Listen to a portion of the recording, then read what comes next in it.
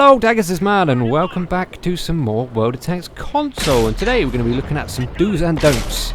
So what do I mean? Well, there are some things in this game you should do, and there are some things in this game you shouldn't do. And I know I'm preaching to the wrong people most of the time on my channel, but in case there's any new players here, just a few helpful clips, and we'll talk about what goes on in each one. I'm going to try and keep this positive, although the first one is a don't, I'm afraid. But it's a positive don't. So the first one is, don't be a faggot. No, can't say that, it's not PC. Don't be a fanny. No, can't say that. What about don't be a wimp? That'll do. Yeah, don't be a wimp. So I'm at the T25. A tier 6 tank in a tier 8 game. Yes, I'm spanking gold, but the standard ammo on this tank can be pretty much ineffective, especially against motherlands and stuff like that. Yeah, so I've had a very mediocre game so far, and the game's nearly over and we're winning. But yeah, don't be a wimp. There's no point ending the game on full health. The tanks aren't real. They don't cost you, well, some do, some cost you real money. The silver doesn't cost you real money to repair the tank at the end of the game. So I don't understand these people that sit at the back of the map saving up their hit points to either finish on the winning side and not doing much, or ending up the last one alive on a losing side and then mooning at their team. But their team was rubbish and they had such a good game because they ended the match on full health.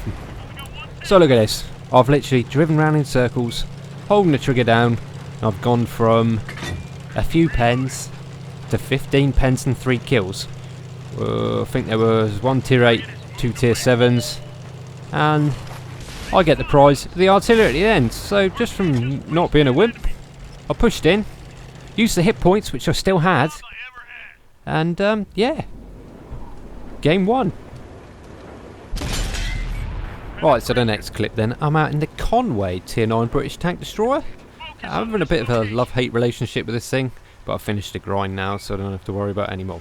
Anyway, so out on this map, I've been supporting Pup and his light tank, who's pushed forward, he's spotting all targets, but our other flank is just about to go down. You can see there's one heavy left down on the corner there, near our spawn. He's about to get overrun, and then they'll have a free run to the cap, and you can see there's 3 of them lit up, I think.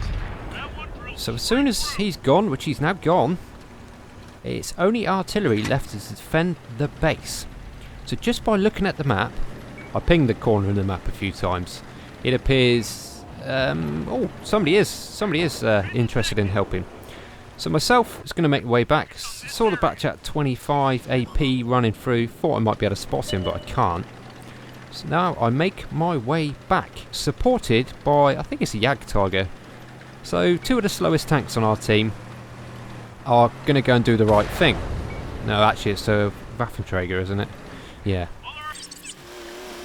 How did I see what's going on here? Well, it's the map, fellas. If people run the small round map still these days, you are literally missing out on a load of information. With the small round map there, I wouldn't have seen that happening down on that corner, and I probably wouldn't have left in time to go and do what I'm about to do. Right, so here we are, coming up to the cap. At the minute, we're in a draw situation. We both have similar amount of people in the cap and similar amount of cap points. So I push up, prioritise the AP because he's got an auto-loader, and also he's the quickest tank, so he's got more chance of being able to evade my shots. We reset, and between myself and the other dude there, our guys capped out, their guys didn't cap out, and another victory. Right, so next clip then. What is the point of this one? Well, basically it is do track your targets. Tracking a target is one of the basic things you can do to help improve your game. You know, some tanks have turrets, some don't. This guy doesn't, which makes it even more important, because as soon as I take his track off, he cannot get me. Even tanks with turrets, if you take their tracks off, they become less mobile, easier to run round, and yeah. If you've got them tracked, if people hit them, you get more assist points, and that is more XP. Best job I ever had. Right, so the next one is another do, and it's exactly the same do as the Conway clip before. It's all about the map. Do look at the map. Do see what's going on. Do listen to your teammates. Someone said defend the base. You can see from my results there, I've not done much for my team at all so far. I held the middle of the map and none of the enemy's team went to the middle of the map. I didn't have much to do. So now I'm going to push back and defend our cap. I'm the fastest tank on our team and it's a good little tank. I can do the job. And it's also about timing as well. There's no point resetting the cap in this sort of situation where your team are not going to have time to overtake the cap anyway. So if I reset that guy, we're only winning by a little bit, but if I didn't kill him, he would be making cap points again, and it'd probably still be quite even. Right, so I'm going for another reset. Go for the waffle 4 because he's a fresh reset. I take a lot of damage. Our team have capped out and done my job, pull back and live to fight another day. Right, so on to another positive don't, and this one is don't forget the basics again, just like tracking shots. So another one of the very basic things in this game is side scraping. Nearly forgot what it was called then. Yeah, doesn't matter what tank you're in, even lightly armoured tanks like this, because of the way the mechanics work, depending on the calibre of the gun you're facing, side scraping may still work even if you're lightly armoured because of the tracks. So now I'm up against an AT-15. I knew he was there and I side scrape. The Conway's not particularly well armoured, but it's well armoured enough to side scrape against a small calibre gun like the AT-15. If he aimed at certain spots on my turret, he would pen me, but he's not. So I get away with him taking no damage there. And also another point I didn't spot there. Don't forget your weak spots. Just because he hid his hatch didn't mean he hid the other weak spot. Right, on to another don't then. And it was also highlighted by Jack the Ripper recently, this one. Don't reverse most of the time. In probably 90% of situations, reversing is the worst thing you can do. Right, so here's a tank 1 tier higher than me. He's trying to get out of a situation he's in. And he's trying to reverse out of it, which makes him so much slower. And also, don't look where you're going. He could have killed me, and the amount of time it's taken for him to reverse down this hill and look where he's going, he could have killed me back. Yeah. The best thing for him to do in that situation would have been to drive forward, pick up speed and turn and run away, get close to the hill to dodge me, and he probably, well, he wouldn't have lived through it because we're winning by miles, but he may have had a better result than he did here. Right, next up then, tankers, is another do. It's a negative do for me anyway. Yeah, what you should be doing here, well, what I should be doing is keeping an eye on the map. Yes, it's all nice and fun for me to sit here lobbing little rounds over this hill and annoying people like this. But what I'm not taking into account here is the situation. We have one guy spotting these targets. Once he's gone, all of these tanks are going to push through. And look how far away I am from them. And what am I not doing now? I'm not thinking about getting away. Yeah, T69 comes along, kills me in 2 shots. I didn't relocate, so do relocate. Right, tankers, the next one is a massive don't. Do not park behind people if you're spotted and they're not. It is just a big arsehole thing to do. So I'm in the T67, Camelot and Binos deployed, completely stealthy, spotting half the enemy team for my team to not shoot.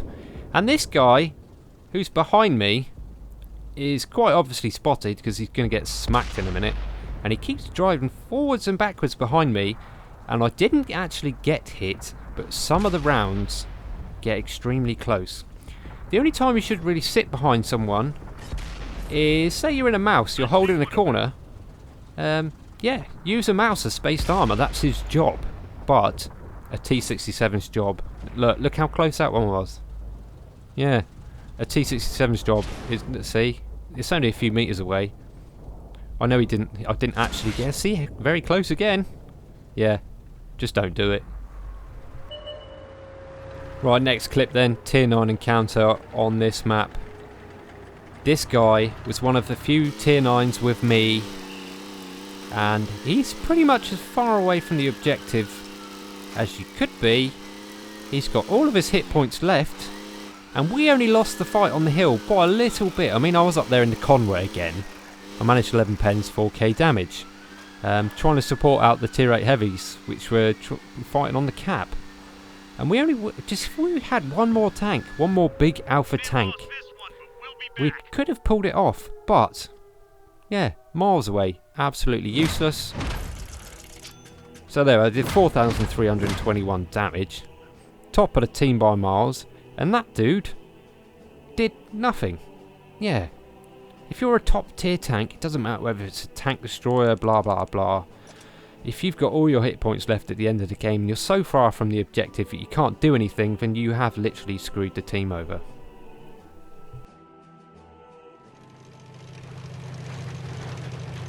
Right, on to the last clip then, fellas, for today's episode. And it may be a little bit controversial, this one. Some of you guys may have a different opinion to me. So I'm in the WZ132 again. Spotting in the middle, early game. I wanted this position because I can spot from this bush, maybe get a few shots in, and we know where the enemy's team's Death Star is now because I spotted him straight away.